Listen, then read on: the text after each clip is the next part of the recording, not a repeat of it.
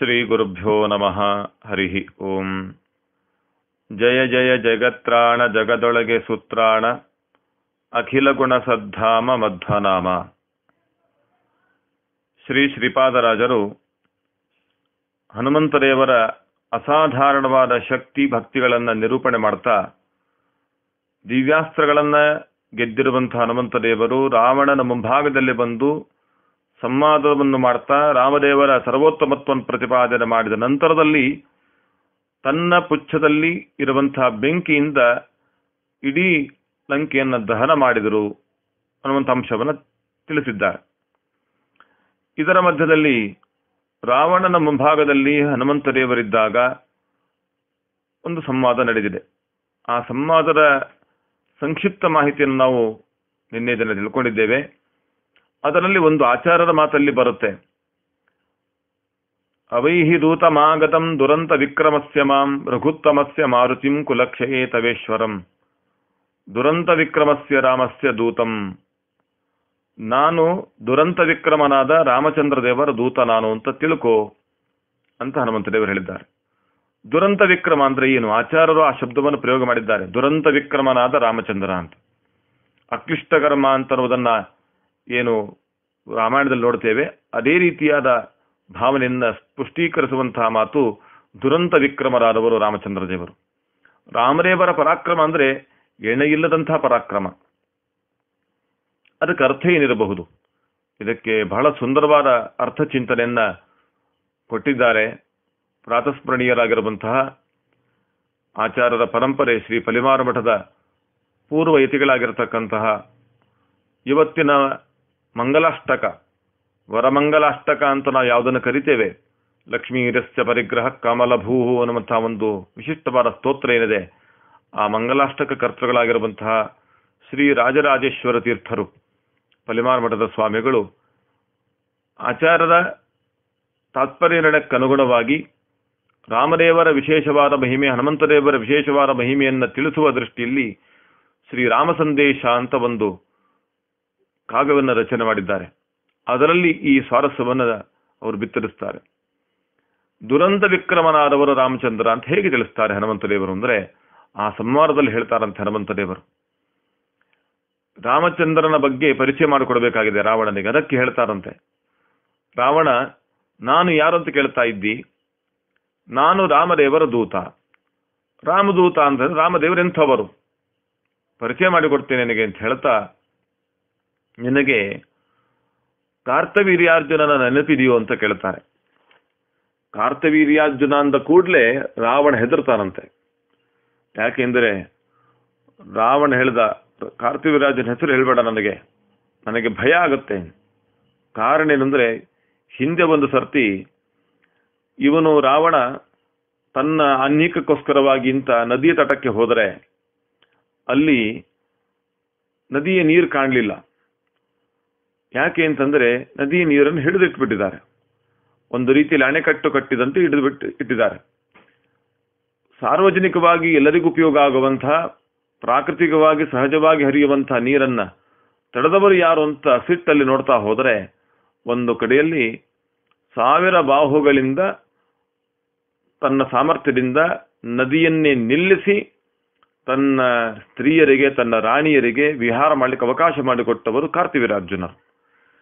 ಆ ಕಾರ್ತವೀರ್ಯಾರ್ಜುನರು ತನ್ನ ಸಾಮರ್ಥ್ಯದಿಂದ ನೀರನ್ನು ಹಿಡಿದಿಟ್ಟಾಗ ರಾವಣ ಹೇಳಿದ, ನಿಮ್ಮ ಸ್ವಾರ್ಥಕ್ಕೋಸ್ಕರ, ನಿಮ್ಮ ಈಶಾರಾಮರ ಜೀವನಕ್ಕೋಸ್ಕರವಾಗಿ ಪ್ರಕೃತಿಯಲ್ಲಿ ಬಂದಂತಹ ನೀರನ್ನು ತಡೆದು ಹಿಡಿಯುವುದು ತಪ್ಪು, ಅನ್ನೀಕಕ್ಕೆ ತೊಂದರೆಯಾಗತ್ತೆ, ನೀರನ್ನು ಬಿಡಬೇಕು ಅಂತ ಹೇಳಿದ್ರೆ ಕಾರ್ತವೀರ್ಯಾರ್ಜುನರು ಒಪ್ಪಲಿಲ್ಲ.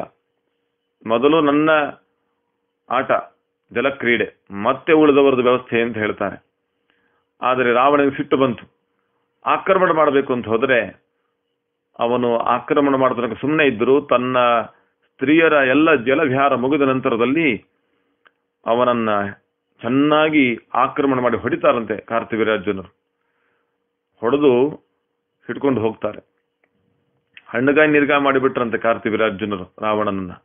ರಾವಣನೇ ಪರಾಕ್ರಮ ಅಂತ ಅನ್ಕೊಂಡಿದ್ದ, ಆದರೆ ಅವನನ್ನು ಹೆಡೆಮರಿ ಕಟ್ಟಿಕೊಂಡು ಹೋದವರು ಕಾರ್ತವೀರ್ಯಾರ್ಜುನರು. ಭಯಪಟ್ಟ, ಇನ್ನು ನೀನಿರುವ ಜಾಗಕ್ಕೆ ನಾನು ಬರೋದಿಲ್ಲ, ನಿನ್ನ ತಂಟೆಗೆ ಬರೋದಿಲ್ಲ ಅಂತ ಪ್ರತಿಜ್ಞೆ ಮಾಡಿಕೊಂಡಂತೆ. ಅವತ್ತಿನಿಂದಲೂ ಕಾರ್ತಿವೀರ್ಯಾರ್ಜುನ ಅಂದ್ರೆ ಭಯ ರಾವಣನಿಗೆ. ಬಹಳ ಪರಾಕ್ರಮಶಾಲಿ ಕಾರ್ತಿವೀರ್ಯಾರ್ಜುನರು.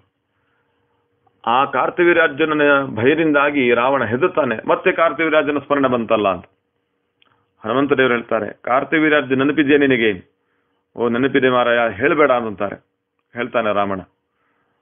ಅವಾಗ ಹೇಳ್ತಾನೆ, ಆ ಕಾರ್ತಿವೀರ್ಯಾರ್ಜುನ ಈಗ ಸತ್ತಿದ್ದಾನೆ, ಯೋಚನೆ ಮಾಡಬೇಡ. ನಿರಾಳಾಗಿಬಿಡ್ತು ರಾವಣನಿಗೆ. ಕಾರ್ತಿವೀರ್ಯಾರ್ಜುನ ಸತ್ತಿದ್ದಾರಲ್ಲ, ಖುಷಿ ಆಯ್ತು. ಹೇಗೆ ಅಂತ ಹೇಳ್ತೀನಿ ಅಂತಾರೆ ಹನುಮಂತ ದೇವರು. ಕಾರ್ತಿವೀರ್ಯಾರ್ಜುನ ಸತ್ತಿದ್ದು ಹೌದು. ಯಾರಿಂದ? ಪರಶುರಾಮ ದೇವರಿಂದ. ಪರಶುರಾಮ ದೇವರಿಂದ ಕಾರ್ತಿವೀರ್ಯಾರ್ಜುನ ಸತ್ತಿದ್ದಾರೆ. ಪರಶುರಾಮ ದೇವರು ಮಹಾಸಮರ್ಥರು ಅಂತ ಆಯ್ತು. ಈಗ ಕಾರ್ತಿವೀರ್ಯಾರ್ಜುನನೇ ಮಹಾಸಮರ್ಥ ಅಂತ ಅನ್ಕೊಂಡಿದ್ದ ರಾವಣ, ಅವನನ್ನ ಸಂಹಾರ ಮಾಡಿದವರು ಯಾರು? ಪರಶುರಾಮ ದೇವರು. ಪರಶುರಾಮ ದೇವರು ಸಮರ್ಥರು ಅಂತಾಯ್ತು. ತನ್ನ ಶತ್ರು ಹೋಗಿದ್ದಾನೆ, ಸಂತೋಷಪಟ್ಟ. ಆದರೆ ಪರಶುರಾಮ ದೇವರು ಸೋತಿದ್ದಾರೆ ಅಂತ ಹೇಳ್ತಾರೆ ಹನುಮಂತ ದೇವರು. ಯಾರಿಂದ ಅಂತ ಕೇಳಿದ. ರಾಮದೇವರಿಂದ. ಯಾವ ರಾಮದೇವರು? ನನ್ನ ಸ್ವಾಮಿಯಾದ ರಾಮದೇವರು. ಕಾರ್ತಿವೀರ್ಯಾರ್ಜುನ ನಿನ್ನನ್ನು ಸೋಲಿಸಿದ. ಹೀಗಾಗಿ ನಿನ್ನನ್ನು ಸೋಲಿಸಿದ ಕಾರ್ತಿವೀರ್ಯಾರ್ಜುನನನ್ನು ಸೋಲಿಸಿದ ಪರಶುರಾಮ ದೇವರನ್ನು ಸೋಲಿಸಿದ ರಾಮಚಂದ್ರನ ದೂತ ನಾನು ಅಂತ ಹೇಳ್ತಾರೆ. ಈ ಪ್ರಸಂಗದಲ್ಲಿ ನಾವು ರಾಮ ಪರಶುರಾಮರಿಗೆ ಜಗಳ ಆಯ್ತು, ಅವರಿಬ್ಬರು ಪರಸ್ಪರ ಹೊಡೆದಾಡಿಕೊಂಡ್ರು, ರಾಮದೇವರು ಪರಶುರಾಮರನ್ನು ಸೋಲಿಸಿದ್ದಾರೆ, ಭಾರ್ಗವ ಗರ್ವಭಂಗ ಅಂತೆಲ್ಲ ಕಥೆಯನ್ನು ಹೇಳಿಬಿಟ್ಟು ಕಥೆಯನ್ನ ನಾವು ತಪ್ಪಾಗಿ ತಗೊಂಡ್ಬಿಡ್ತೇವೆ. ಅದು ಲೋಕ ವಿಡಂಬನೆಗಾಗಿ ಮಾಡಿದಂತಹದ್ದು. ರಾಮ ಪರಶುರಾಮರು ಬೇರೆ ಬೇರೆಯಲ್ಲ, ಇಬ್ಬರು ಒಂದೇ. ಎರಡು ಭಗವದ್ ರೂಪಗಳೇ, ಸಾಕ್ಷಾತ್ ರೂಪಗಳೇ, ಸಚ್ಚಿದಾನಂದ ರೂಪಗಳೇ, ಎರಡೂ ಒಂದೇ ರೂಪಗಳು, ಒಬ್ಬ ದೇವರ ಭಗವಂತನ ರೂಪಗಳು. ದೈತ್ಯರಿಗೆ ಮೋಹನ ಮಾಡಬೇಕು, ದೇವತೆಗಳಿಗೆ ಸಂತೋಷ ಕೊಡಬೇಕು ದೃಷ್ಟಿಯಿಂದ ಮಾಡಿದ ವಿಡಂಬನೆ. ಹಾಗಾಗಿ ಭಗವಂತನ ರಾಮದೇವರ ವ್ಯಕ್ತಿತ್ವ ಜಗತ್ತಿಗೆ ಗೊತ್ತಾಗಬೇಕು, ಅದಕ್ಕೆ ಆದಂತಹ ವಿಡಂಬನೆ ಅಷ್ಟೇ ಇದು. ಪರಶುರಾಮ ದೇವರು ತನ್ನ ಒಳಗಿರ್ತಕ್ಕಂತಹ ದೈತ್ಯನನ್ನ ಸಂಹಾರ ಮಾಡಬೇಕಾಗಿದೆ. ಅರ್ಥಾತ್ ಬ್ರಹ್ಮದೇವರ ವರವನ್ನ ಸರಿ ಮಾಡುವ ದೃಷ್ಟಿಯಿಂದ ಅತುಲನಾಮಕ ದೈತ್ಯನನ್ನು ಸಂಹಾರ ಮಾಡಿಸಬೇಕಾಗಿದೆ. ಅಲ್ಲಿ ಪರಶುರಾಮ ದೇವರು ಸೋತಾಗ ನಿನಗೆ ಸಾವು ಅಂತ ಬ್ರಹ್ಮದೇವರು ಹೇಳಿರ್ತಾರೆ. ಪರಶುರಾಮ ದೇವರಿಗೆ ಸೋಲೆಲ್ಲಾದ್ದರಿಂದ ತನ್ನ ಬದುಕು ಸಹಜ ಮೋಕ್ಷವನ್ನು ಪಡೆದಂತಾಗತ್ತೆ ಅಂತ ಭ್ರಮೆಯಲ್ಲಿದ್ದ. ವಾಸ್ತವಿಕ ಅದು ಅವನು ಅನ್ಕೊಂಡಿದ್ದು ನಿಜ, ಆದರೆ ದೈತ್ಯನಿಗೆ ಅಂಥ ಸ್ಥಿತಿ ಇರಬಾರದು. ಅದಕ್ಕೋಸ್ಕರವಾಗಿ ಪರಶುರಾಮ ದೇವರು ತನಗೆ ಸೋಲಿಲ್ಲ, ಆದರೆ ಸೋಲುವಂಥ ಪ್ರಸಂಗ ಬರಲೇಬೇಕು. ಸೋಲುವುದಾದರೆ ಇನ್ನೊಬ್ಬರ ಹತ್ರ ಸೋಲಬಾರದು. ಅದಕ್ಕೋಸ್ಕರವಾಗಿ ತನ್ನದೇ ಆದ ರಾಮರೂಪ ಮುಂದೆ ಸೋತಂತೆ ನಟನೆ ಮಾಡ್ತಾರೆ. ತನಗೆ ತಾನು ಸೋತಂತೆ ಆಗೋದಿಲ್ಲ. ಇದರಿಂದಾಗಿ ನೋಡ್ಲಿಕ್ಕೆ ಅತುಲನಿಗೆ ಪರಶುರಾಮ ದೇವರು ಸೋತಂತೆ ಆಗುತ್ತೆ, ಅವನ ಸಂಹಾರಕ್ಕೆ ದಾರಿಯಾಗುತ್ತೆ. ಈ ಒಂದು ದೃಷ್ಟಿಕೋನದಲ್ಲಿ ಪರಶುರಾಮ ದೇವರು ರಾಮದೇವರ ಮುಂದೆ ಸೋತಂತೆ ವಿಡಂಬನೆ ಮಾಡಿದರು. ಪರಿಣಾಮವಾಗಿ ಅತುಲನಾಮಕ ರಾಕ್ಷಸನ ಸಂಹಾರ ಆಯಿತು. ರಾಮ ಪರಶುರಾಮರು ಇಬ್ಬರು ಪರಸ್ಪರ ಆಲಿಂಗನ ಮಾಡಿಕೊಂಡು ಇಬ್ಬರು ಒಂದಾಗ್ತಾರೆ ಅಂತ ನಾವು ನೋಡ್ತೇವೆ. ಮತ್ತೆ ಎರಡು ರೂಪವನ್ನು ತಗೊಳ್ತಾರೆ ಅಂತ. ರಾಮ ಪರಶುರಾಮರಲ್ಲಿ ಭೇದ ಇಲ್ಲ, ರಾಮ ಪರಶುರಾಮರಿಬ್ಬರು ಒಂದೇ. ಇದು ತಾತ್ವಿಕವಾದ ಚಿಂತನೆ. ಆದ್ರೆ ಅಲ್ಲಿ ರಾವಣನಿಗೆ ಹೇಳುವಾಗ ಅಂತಾರೆ, ರಾವಣ ನಿನ್ನನ್ನು ಮುಡಿಗಟ್ಟಿದಂತಹ, ನಿನ್ನ ಹೆಡಮುರಿ ಕಟ್ಟಿದಂತಹ ಕಾರ್ತಿವೀರ್ಯಾರ್ಜುನನನ್ನು ಕೊಂದಂತಹ ಪರಶುರಾಮ ದೇವರು ನಮ್ಮ ರಾಮದೇವರಿಂದ ಸೋತಿದ್ದಾರೆ ಅಂತ ವಿಡಂಬನಾತ್ಮಕವಾಗಿ ಹೇಳಿದಾಗ, ಅಂಥ ರಾಮಚಂದ್ರನ ದೂತ ನಾನು, ರಾಮಚಂದ್ರನ ಬಗ್ಗೆ ಎಚ್ಚರಿಕೆ ಇರಲಿ ಅಂತ ಒಂದು ಉತ್ತರ ಕೊಡ್ತಾರೆ.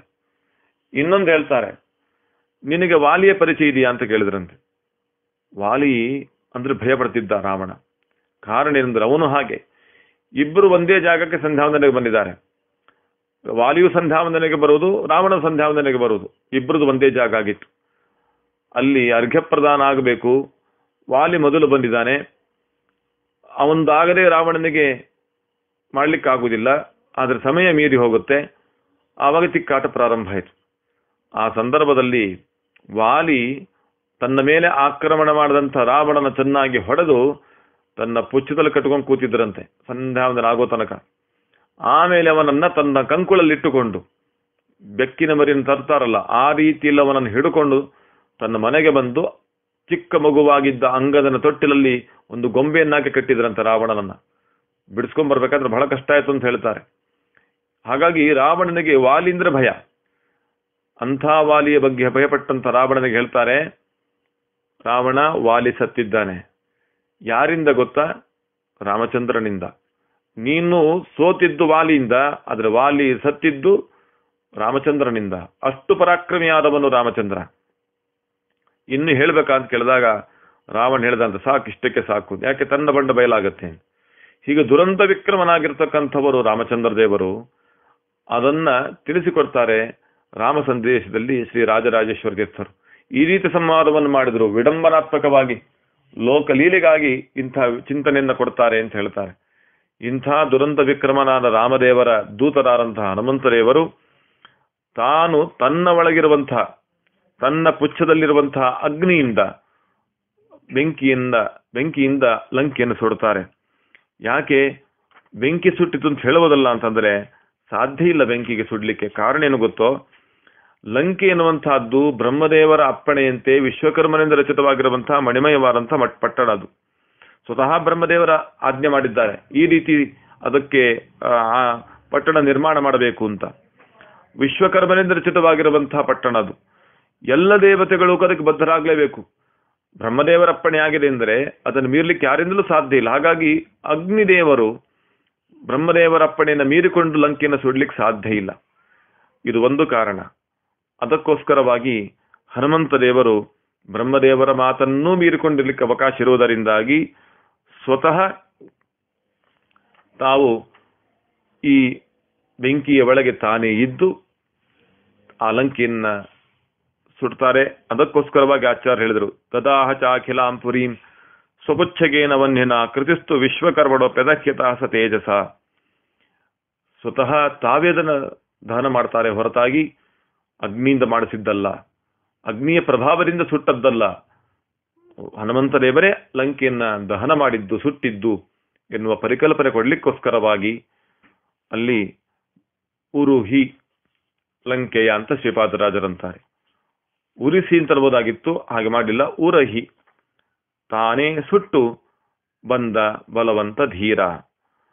ಅಂದ್ರೆ ಬಂದ, ಎಲ್ಲಿಗೆ ಬಂದ? ರಾಮದೇವರ ಬಳಿಗೆ ಬಂದ. ಹೇಗೆ ಬಂದ? ಆ ಭರದಿ ಅನ್ನೋ ಶಬ್ದವನ್ನು ಇಲ್ಲಿ ಅನ್ವಯ ಮಾಡ್ಕೊಳ್ಬೇಕು ನಾವು. ಭರದಿ ಭಕ್ತಿ ಭರದೆ ಭಾವದಿಂದ, ಅರ್ಥಾತ್ ಭಗವಂತನ ರಾಮಚಂದ್ರನ ಕಾಣುವ ದೃಷ್ಟಿಯಿಂದ ರಾಮದೇವರನ್ನು ನೋಡ್ತಾನೆ ಇರಬೇಕು ಒಂದು ದೀಕ್ಷೆ ಹನುಮಂತ ದೇವರಿಗೆ. ಹಾಗಾಗಿ ಆ ಭರದಿ ಅನ್ನೋ ಶಬ್ದವನ್ನ ಭರದಿ ಹನುಮಂತ ಬಂದ ಅನ್ನುವುದಕ್ಕೆ ಅನ್ವಯ ಮಾಡಿಕೊಂಡ್ರೆ ನಿಜವಾದಂತಹ ಸ್ವಾರಸ್ಯಕರವಾದಂತಹ ಭಾವನೆ ನಮಗೆ ಸಿಗುತ್ತೆ. ಆ ದೃಷ್ಟಿಯಲ್ಲಿ ಹನುಮಂತ ದೇವರ ಅಪಾರವಾದ ಸಾಮರ್ಥ್ಯವನ್ನ ನಿರೂಪಣೆ ಮಾಡ್ತಾ ಶ್ರೀಪಾದರಾಜರು ಭರದಿ ರಣವನೆ ಮಾಡಿ ಗೆಲ್ಲಿದು ದಿವ್ಯಾಸ್ತ್ರಗಳ ಉರಹಿ ಲಂಕೆಯ ಬಂದ ಹನುಮಂತನು. ಭರದಿ ಬಂದ ಹನುಮಂತನು ಅಂತ ಅನ್ವಯ ಮಾಡಿಕೊಂಡಾಗ ಬಹಳ ವೇಗದಲ್ಲಿ ರಾಮದೇವರ ಬಳಿಗೆ ಬಂದರಂತೆ. ಹೇಗೆ ಬಂದ್ರು, ಏನು ಮಾಡಿದ್ರು, ಯಾವ ರೀತಿ ಸಮರ್ಪಣೆ ಮಾಡಿದ್ರು, ಬಹಳ ರೋಚಕವಾದಂತಹ ಸಂಗತಿ ಇದೆ. ಅನುಸಂಧಾನಕ್ಕೆ ಪೂರಕವಾಗಿರುವಂತಹದ್ದು. ಅದನ್ನ ನಾಳೆ ಚಿಂತನೆ ಮಾಡೋಣ. ಶ್ರೀಕೃಷ್ಣಾರ್ಪಣ ಮತ್ತು ಶ್ರೀಮಧ್ವೇಶ್ವರ.